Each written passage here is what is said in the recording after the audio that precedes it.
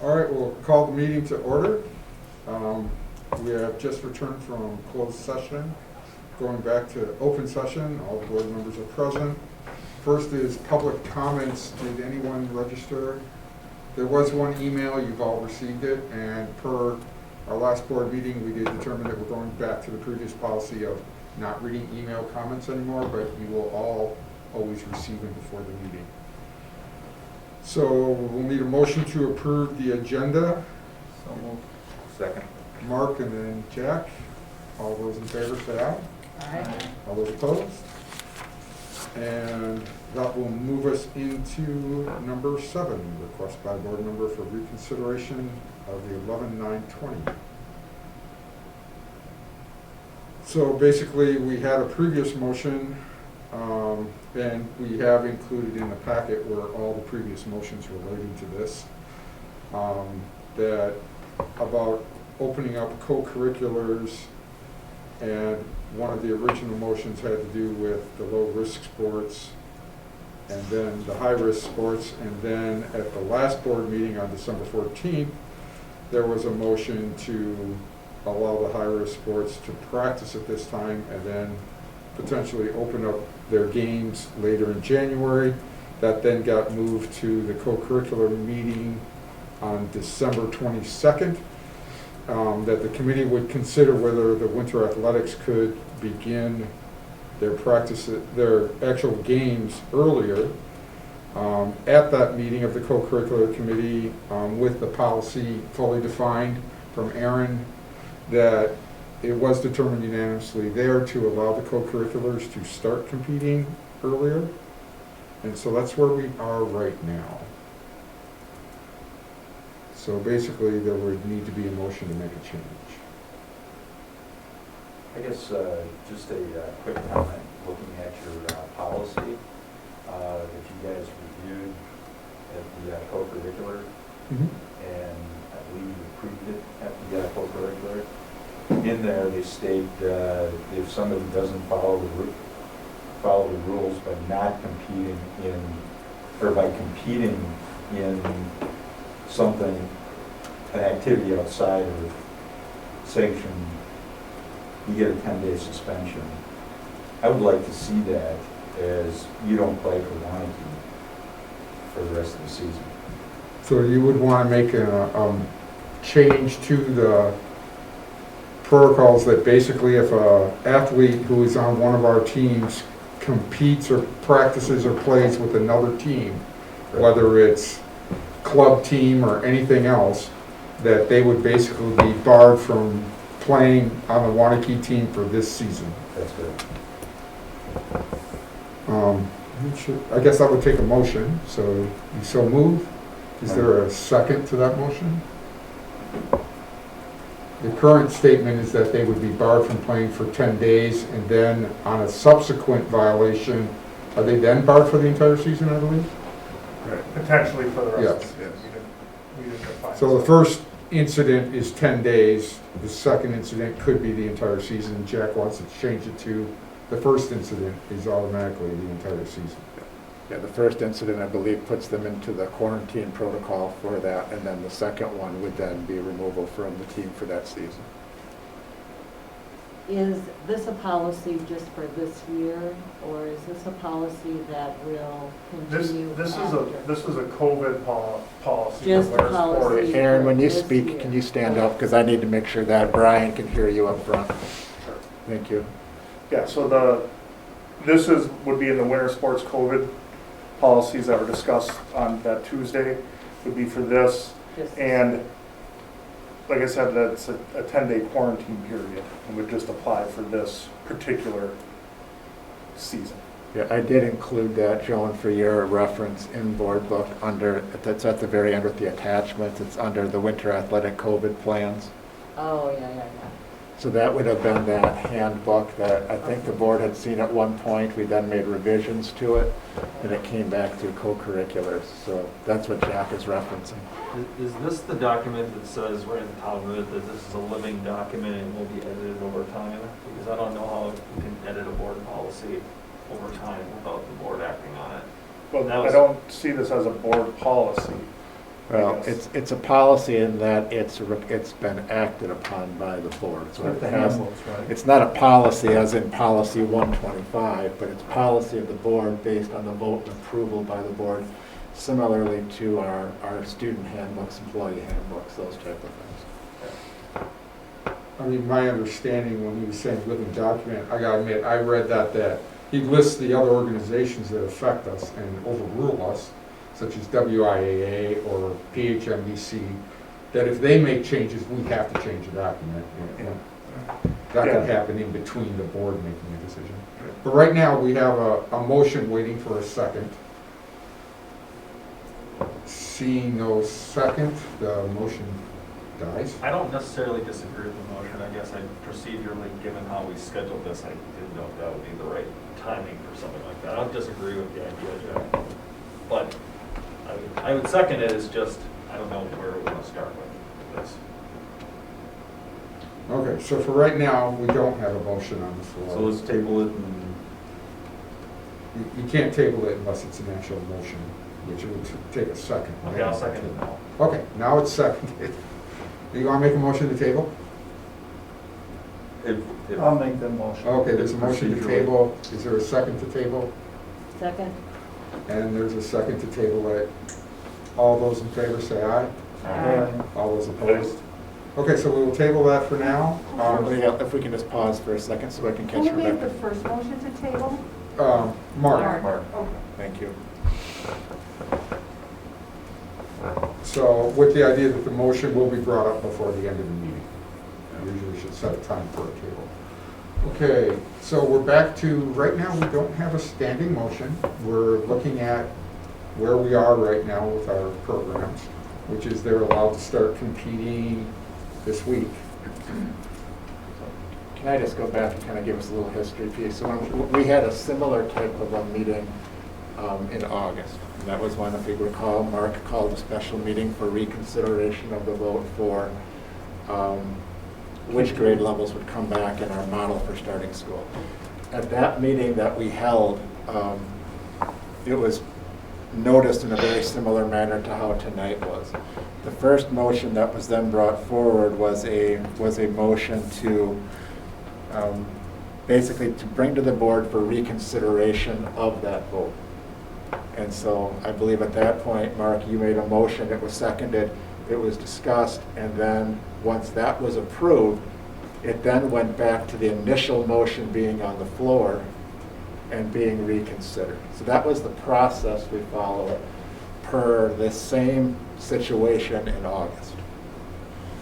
So if that's a place that we want to go, that would be one option, I believe, to move this forward.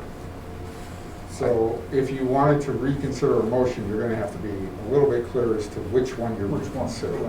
Sure. So, Because we have had about 3 different levels. So that was why I tried to include all the motions in your packet, so you kind of knew exactly what those were. right, so I'm the one who called the special meeting, sorry to make LB here. I said at the time, on November 9th, I think Jack, you weren't actually at that meeting because you had to leave. I said at the time that I voted in favor of this November 9th motion to authorize teams to compete starting at that time, January 11th, Right. because I wanted to preserve the parliamentary right to rescind that motion if the circumstances presented themselves. So at the time, I said I didn't agree with this, but I'm voting in favor of it, so I can bring this motion now. So I'll make the motion to rescind the November 9th. Could you, Motion. which one specifically? The final motion that passed 5-1, I believe. In the minutes, it was That was relating to medium and high-risk sports. correct, Yes. only that motion. Allowing medium and high-risk sports to start practicing and allow competition on January 14th, or 14th, the 11th. The 11th, next week. Which has since been modified to today. And there's nothing scheduled for today, so that was one of your requests for the meeting, Mike, so that's part of why we fit it in here today. So I'll make that motion. Is there a second?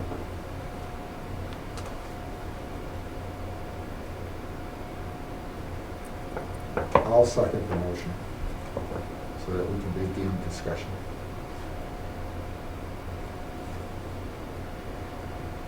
So we have the motion and second. If you'd like to explain why. Sure. Thanks, Dave.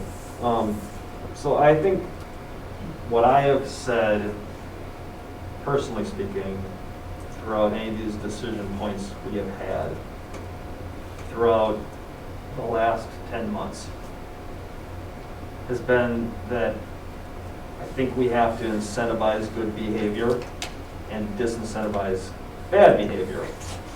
And the concern I have always raised with whatever we're doing, be it curriculars, be it sports, be it sending kids back to class, that we should align incentives so we get the outcome we want. And I am concerned, and given what we talked about in closed session and what's been spread out there, that we are seeing the predictable outcome, that we are rewarding rule breakers and punishing those who stay at home and stay safe.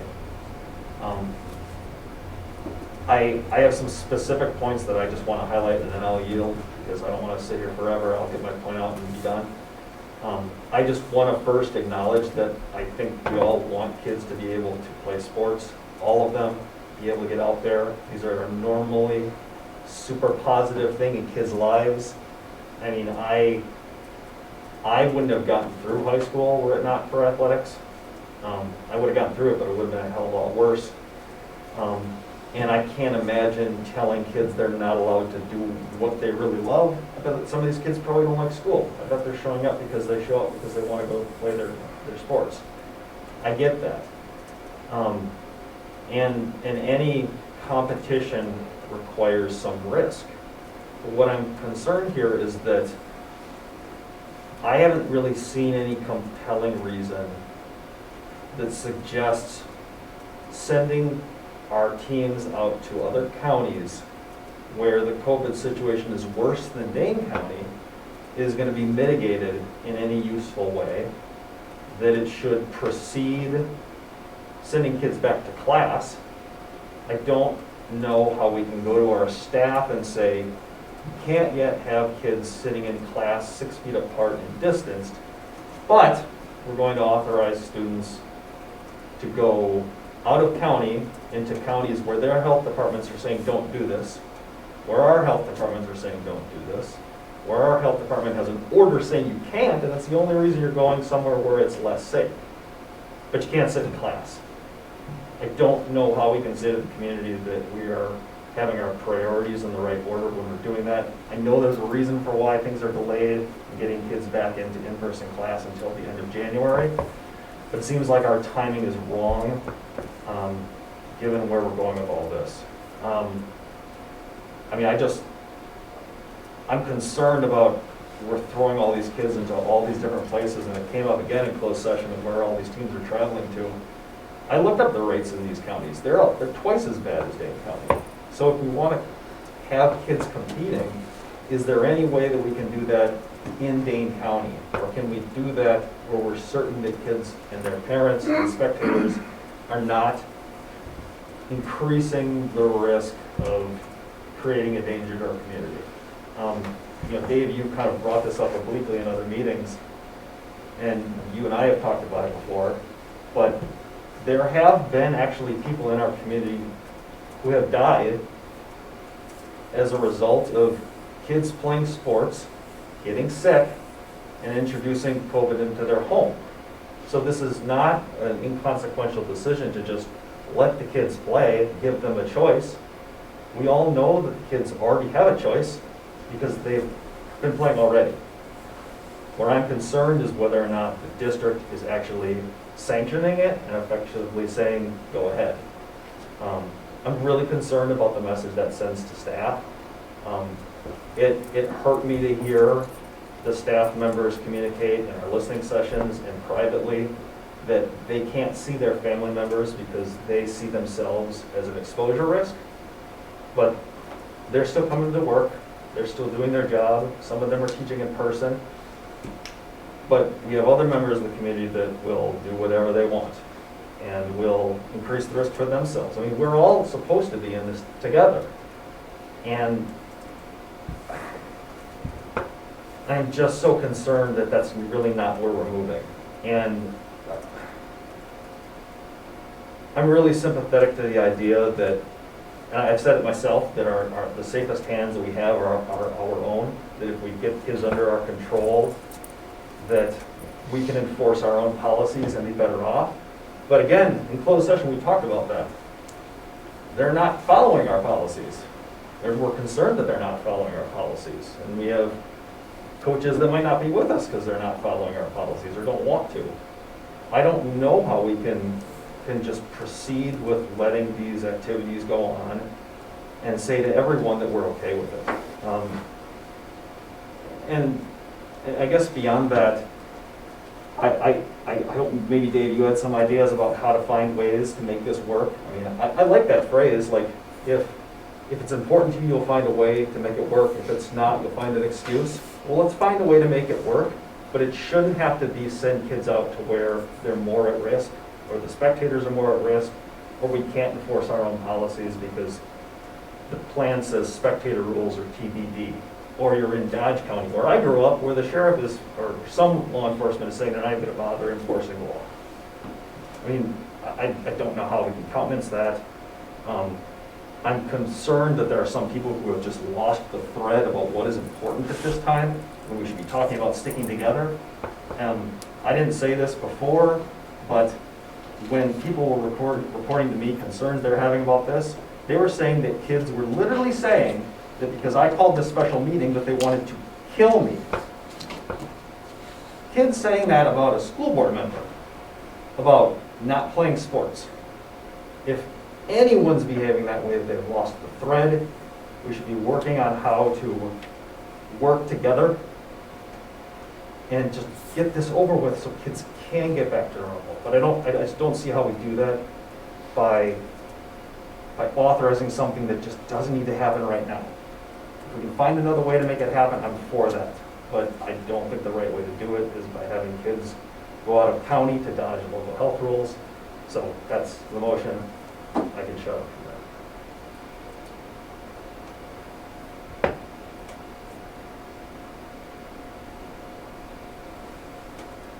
there. Any other comments? Mike, you make a lot of good points. My problem is, I don't see how negating that decision makes us safer. I see it making us less safe. Because as we mentioned in closed session, there's a reality, if this doesn't happen, that players will find a place to play with less controlled situations. And those same kids are going to come back to the classrooms with a greater potential for affecting the greater good, if that's what you want to call it. If there were a way to make this work so they could have a season, but we vote this down, basically the season's wiped out, and we give them one choice to find their games privately where they don't wear masks. You know, outside of Dane County, if you're not a WA competitor, you don't have to wear masks. At least if we're providing the practice situation, it's going to be more controlled. They're not going to be going out of the city for practices. They're going to be wearing masks in practices. They're going to be competing against teams with masks on, not without masks. To me, it provides a greater level of safety for our community by sticking to it, our decision. And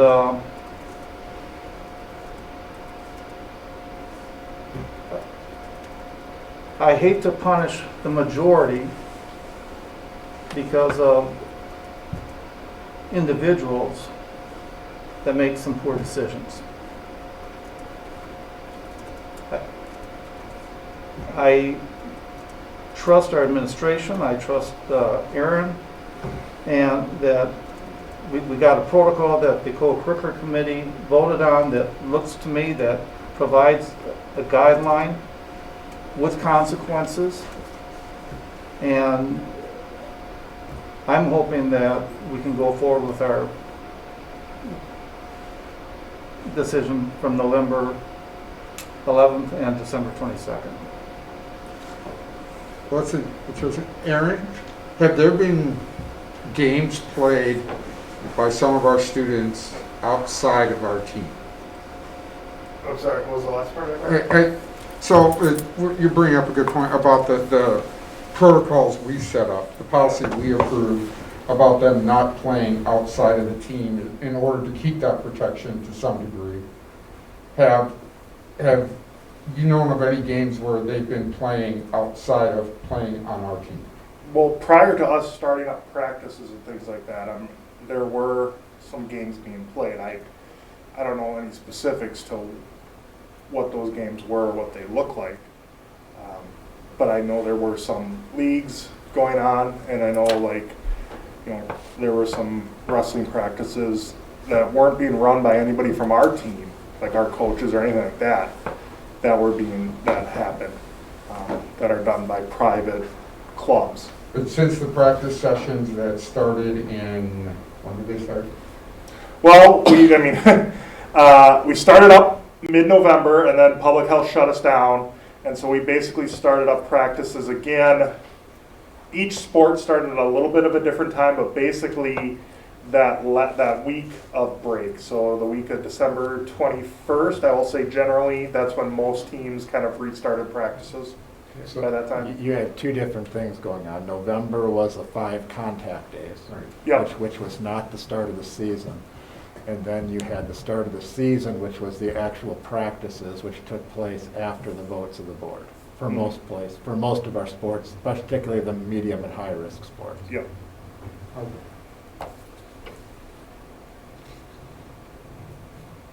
Aaron, do you know if coaches become aware of kids being positive for COVID or coming into contact with kids who are positive, what their procedure is supposed to be from there?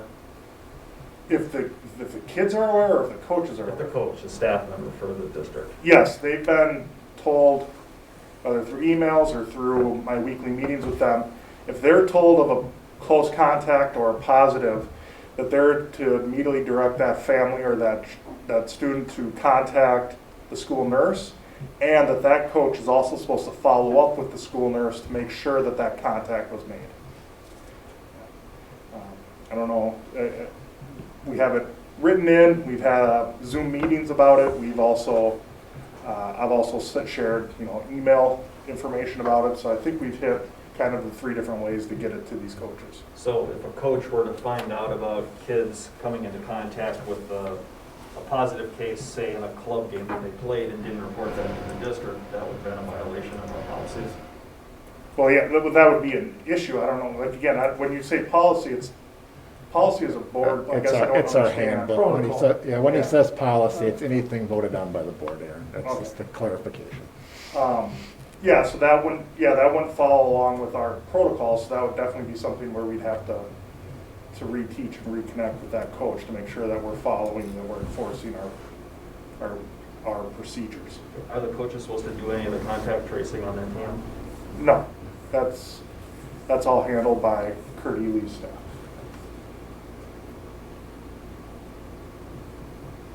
So Mike, you brought up some good points, and I would have probably been there a month ago. But we spent, well, I don't know since April, but since I've been on in April, we have, talked about policy, procedures, found money for HVAC. We have given our schools and other schools time to really get their processes down. I've seen highlights, and I've looked at tape on what's been going on outside of Dane County, and there's nobody there. Kids are wearing masks. Aaron went into detail with us a couple weeks ago, or last week, whenever it was, about the WIA regulations of masks falling down, and the processes of coaches verifying and ADs verifying the information, like team arrives on, that they've checked every student or everybody that's on a bus or that'd be arriving for their game to make sure that it's, everyone's been checked. As far as the board is concerned, I think we have done everything we can. And we have, and I don't want to say delayed, but we have made sure that everything that we can possibly do as a board is set up for success. It is now on the administration and our staff and our families to do it, to follow through with what we put in place. Now, I agree with Jack. I mean, I questioned Aaron a little bit on what does that mean? They don't follow it, so it's possible suspension, possible violation. We don't have clarity on that, but that's the administration's point. I mean, that's their responsibility to make sure that they are taking care of the staff and that they're taking care of the students. The families, we can't control what's going on there. We won't. And as soon as our basketball season's over, you can guarantee they're on a traveling team, but they're still going to be having school. So we can't control what they're going to do after our season's over. So a month ago, Mike, I would have been there. And you made some great points. I think we've gone far enough along for us to trust and put it in the administration's hands. And if things don't go well, and if staff don't listen to what is put in place, then the administration needs to be called on the carpet, and we'll have to do that as a board. But right now, I trust them that they're going to follow the procedures and put that in place. And I think other schools are doing it outside Dane County, from what I'm seeing as well. And Mike, I agree with you from the standpoint of this is an educational institution, and our priority should be getting kids back in school, and that should be our number one. Athletics is a great team building. We've all talked about it. But to Brian's point, I think we've talked about it and debated it this so long, and we've given administration the go-ahead, and I voted no on doing that because I was strongly wanted to get kids back in school because that should be our priority. However, because we've given these guys the opportunity to do it, they've done it, they've put together plans, they've got, I'm assuming what we have in our board pack are the games that are scheduled or tentative. Yeah, Anything on the website that is listed, that's placeholders. Yeah, I think the schedule that I shared was as of December 29th or 30th of last week. We've added some things since then. So depending on what schedule you're looking at online, that might be more up to date, but I'm not sure which schedule you're potentially looking at. But I think we as a board set the wheel in motion, and I'm not sure at this point that we can pull the rug out and say we're not going to do it. So I'm going to vote in favor, but with a caveat, I want that document changed so that if they are playing on a club team during our regular scheduled season, and we find out about it, they're not members of our team.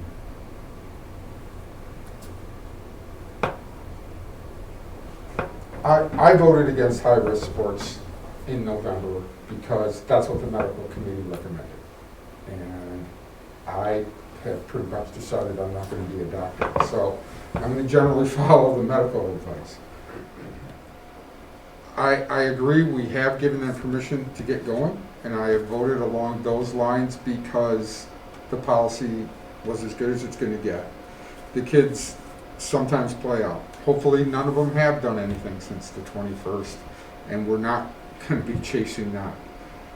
I'm a little concerned when I just saw the schedule for the varsity team on their website showing a game almost every other day, all the way through. And we're about to open up the high school and put those kids in with all the other kids and say, okay, so you can all now be part of, all the kids in their classroom can now be part of everything the varsity team decides to go play against. And a lot of them are outside the county all the way to Fond du Lac. And the part that gets tough is we are an educational institution, and that's the primary reason for being here. And those kids who decide to come in and be in person may not feel that they want to take the risk of being in a sport that's considered high risk. Yet they're going to be in the classroom with a kid who decides he wants to be high risk. There's the possibility. There's school districts that have taken the approach that if you decide to be in sports, you have to be a virtual student, so that it doesn't put the classrooms at risk. I don't know if we want to explore that or not, but I'm trying to find a way to balance the concept that these kids want to do sports. I get that. But I also sit there and say, everyone says, well, let them make up their own mind. But they're making up the mind for the entire classroom they're going to go sit in. And that's a very different thing when basically all the medical experts are saying this is incredibly high-risk behavior at this time. And they get to impose that on the other 12 to 15 students in their classroom and the teacher. I gotta admit, I'm not sure where I am on this one because of that element. We're going to be doing something at the end of January here, and you know the numbers have been getting a little bit better. We're still not as good as we were in September, but we got to start dealing with the education aspect. And the sports thing, are some people going to do stuff no matter what we do? Yes, they are. And that's unfortunate because they impact everybody else in that classroom. And that's the part, I want to help those people be in school. And if that means we have to be a little bit harsher on sports co-curriculars because of the environment we're in, we have to pick sometimes. And to me, I'm picking academics over co-curriculars. And for those students to make sure they can be in their academics. How we go from here, there is no one good answer. So we've got a motion on the floor, right? Yeah. And it's been seconded. I'd like to call that motion. Before we do that, Randy, could I ask just one question? One of the things you and I talked about earlier today was whether or not the district had any way of actually ensuring that kids are getting tested who are engaging in higher risk behavior, so to speak. The biggest concern for me is that it's leading kids to not want to know if they're positive or even had contact with positive kids. They'd just rather, well, if I'm sick, I'm going to stay home and not say anything, or I'll just keep doing what I'm doing. Is there any way that we can mandate testing so we don't have to worry about the disincentive we're creating? I think the challenge with the mandating testing is kind of where do you go to get the testing? And that's part of it. You can buy the antigen, or you can get the antigen test. And that's something that's kind of some new information out there, even through public health. But that's with the caveat of having it available to test symptomatic kids.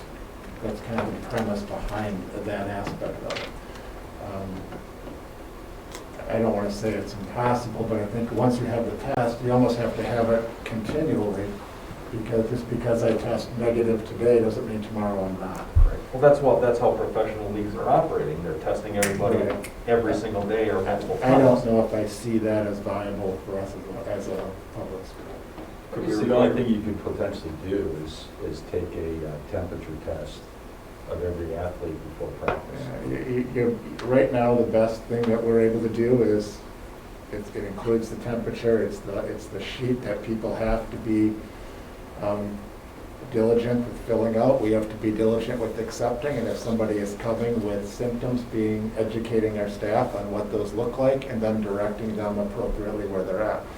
And that's a piece that we've had to be diligent with as a staff in order to navigate through there. But as far as trying to do piece where I'm continually testing, I just don't see that as practical in our, I don't know how to get it at a cost or where to, I just don't know if that's feasible, Mike. I'll second. So the for motion. point of clarity, if a player comes in contact with someone testing positive,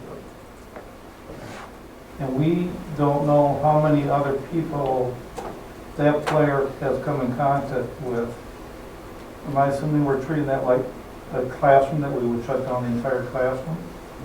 So well, let's just say we are a team here, and Dave's positive and I'm his close contact, but Mike's not. Just because I had contact with Mike doesn't make Mike a close contact. The only But if we person who's a can't, close if contact we is. can't determine who has and has not had contact, Right. we shut down entire classrooms. When we get to the point of ambiguity where you can't tell who's done what, correct, then we've had to do where we have quarantined an entire section of kids. We've had a few situations like that. When you get into a team, it's going to depend on the team and the sport. I mean, I think that's going to be part of it. If it's based on a game where there's much more close contact versus an individual gymnastics event, you've got to look at all of those separate. And that's kind of how we've dealt with things in the educational realm, in the classrooms, is looking at each individual piece specifically. And I mean, Brian and Kurt have done that almost on a daily basis for the last number of months. And that's what we would continue to do. It gets more to that point, though, when you start to increase the number of people and the ways that you could be connecting with them. If you create more close contacts, you definitely create more risk of also being quarantined. So one person could theoretically close down a program. And we've heard that as we've worked with other districts that have been at varying levels of open more throughout the fall, that they've had to do that, particularly in some of their co-curriculars. And somehow, our athletes need to understand that's not a punitive measure, that's to safeguard the community. That's right. Yeah. And that it's really the right thing to do, it's not a punishment, but it's to really protect everybody. Right. And it's a whole different frame of thinking that, well, this means we're gonna forfeit a week of practice. I mean, it's gotta be, we have to understand that somehow, and that's gotta come from not just our administrative leaders, but from our coaching staff. That there's an obligation to each other to protect each other. So there was a motion to call the question. I second. Second. All those in favor of ending discussion and calling the question, say aye. Aye. Aye. All those opposed?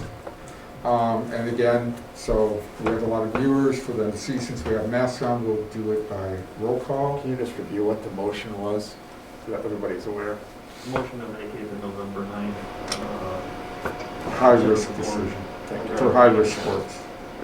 And what would that do in effect then? It would basically end medium and high-risk sports for this season. No competition out of town. No competition outside of county. They could still do practice. I think the way it worked at our last meeting was the rescinding of it, it was like that motion didn't happen. It then brings back that there's technically nothing on the floor then at that moment for medium and high risk, which would then lead to a motion as far as what would be your next action with regards to middle and high risk, So, which is what I would ask as an administrator, because there wouldn't be a direction on that. so because it's been vacated, and that would negate the co-curricular decision on the 22nd. So if you voted yes for Mike's motion, Yes. you would vote to Vacate. rescind the action from the November meeting. If you vote no on Mike's action, you're basically voting to not rescind it and stay with what the current decision is. Is that accurate? Yeah. All right. Mark? No. Jack? No. Judy? No. Joan? No. Mike? Yes. Brian? No. I'm going to vote no on that. Now, that means that the current motions are all still in effect. If someone wanted to make we have a tabled motion that could come back up right now. I haven't gotten to say this before. I would like to take the motion off the table. Oh, you'd like to bring the motion off the table? Yes. Oh, that's a rare move, that's true. What does that mean? That means we're gonna then consider the motion that's been tabled. We're coming back Oh, to that- Jack's motion. Okay, Yeah. all right. You wanna second that, Jack? For a second. I don't think we need a lot of discussion on it. All those in favor of it, say aye. Aye. All those opposed? Nay. Oh, we're gonna have to go around. Okay, so there's a motion that's tabled. This is to bring the motion off the table and back into consideration. Mark? Nay. Jack? Aye. Nay. Joan? Nay. Aye. Brian? Hey, And I vote aye. So it's still tabled. Oh, it's just a different way of voting it down. It remains on the table. Is that like limbo or something? It dies when the meeting closes. Yes. Is there any other motions, considerations, discussion? Motion to adjourn? Is there a second? Second. All those in favor say aye. Aye. bye. All those opposed? And we stand adjourned.